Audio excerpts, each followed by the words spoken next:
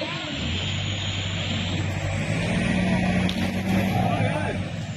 ้อยตกน้ำไปแล้ว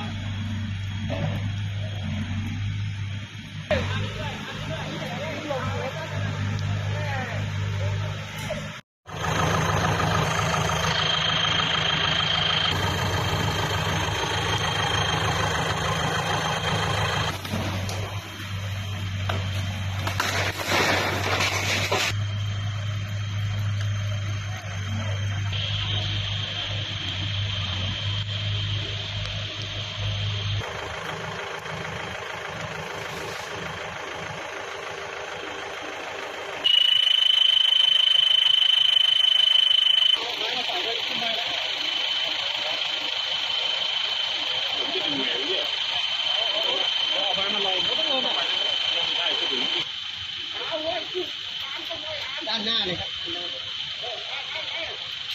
มันล้มนานนะครับ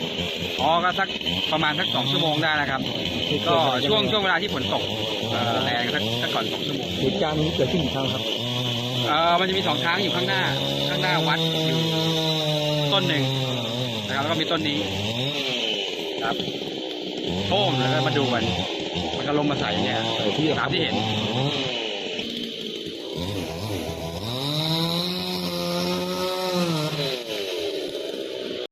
เที่ยงเนาะประมาณ5:30เนาะที่เราไปดึงรถหมู่12กลับมาแล้วเสียงมันดังไหมตอนมันล้ม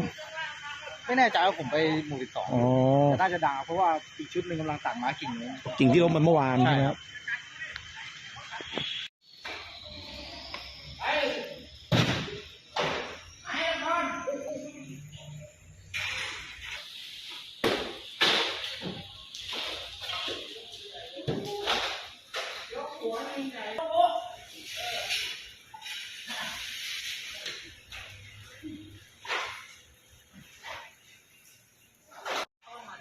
ช่องทางในลักษณะคู่ที่หลวงพ่อสร้างต้องขออนุญาตนะคะใช่ค่ะประมาณการนะครับโครงการแล้วก็เสนอขึ้นไปก็นะก็จริงๆแล้วก็เดี๋ยวพอออกมาแล้วเดี๋ยวผมถ่ายสำเนามาแล้วผมเอาไปส่งเลขาผมอีกชุดหนึ่งไม่นี่เหลือเท่ากับเงินต้นอย่างเดียวที่หลวงพ่อถอนมา